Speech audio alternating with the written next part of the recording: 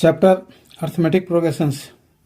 Question है, if the third and ninth term of the AP are 4 and -8 respectively, which term of the AP is 0। ये third term given है, ninth term given है।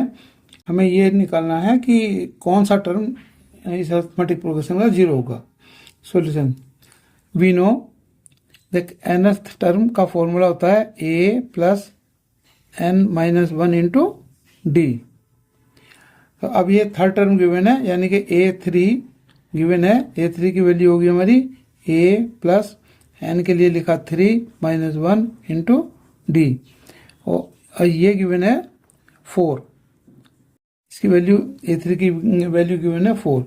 तो और ये हमारा आ गया a प्लस 3 - 1 यानी कि 2d इज इक्वल टू 4। ये हो गया हमारी इक्वेशन नंबर 1। अब सिमिलरली ये नाइन्थ टर्म गिवन है -8, तो a9 इज इक्वल टू हो गया a प्लस 9 - 1 इंटू डी, और ये गिवन है -8 है। तो ये हो गया हमारा a, और a plus 9 - 1 8d is equal to -8। अब ये होगी इक्वेशन नंबर 2। अब इक्वेशन 1 और 2 को सोल्व करते हैं, तो हम इक्वेशन 1 को सब्ट्रैक्ट कर देते हैं इक्वेशन 2 से। तो ये a से तो a कैंसिल हो जाएगा, यहाँ 8 है, यहाँ ये 2d है, तो ये आएगा हमारा 6d इज इक्वल टू, ये -8 है और ये -4 करेंगे तो ये हो गया -12, और d is equal to -2। D की वैल्यू -2 आ गई। ये हम यहाँ से अब डी की वैल्यू किसी भी एक इक्वेशन में, फर्स्ट इक्वेशन में सब्स्टिट्यूट करते हैं। तो यह हमारा a प्लस 2 और डी के लिए लिखा हमने -2 इज इक्वल टू 4। तो ये आया हमारा a और माइनस माइनस ये मल्टीप्लाई करेंगे तो ये होगा -4 इज इक्वल टू 4, और a इज इक्वल टू, ये 4 राइट साइड जाएगा तो प्लस हो जाएगा 4 4 8, तो a की वैल्यू आ गई हमारी 8। अब हम निकालते हैं कि कौन सा टर्म 0 है, तो यानी कि an, अब यार an is equal to 0।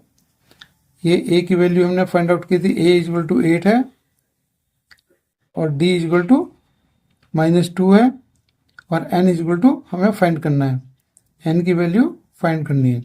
Now we know that a and nth term is equal to होता है a plus n-1 into D. अब ये वैल्यू सब्स्टिट्यूट करते हैं इसमें, तो ये an की वैल्यू 0 है इज इक्वल टू a की वैल्यू 8 है, प्लस n की वैल्यू हमें फाइंड आउट करनी है, और d की वैल्यू -2 है।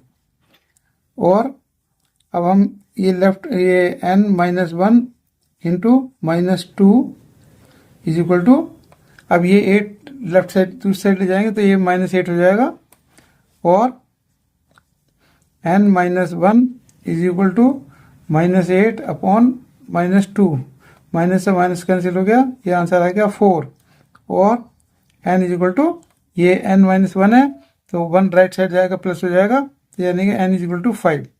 5 है तो the fifth term of the AP is 0। ये इसका आंसर है। And thanks for watching.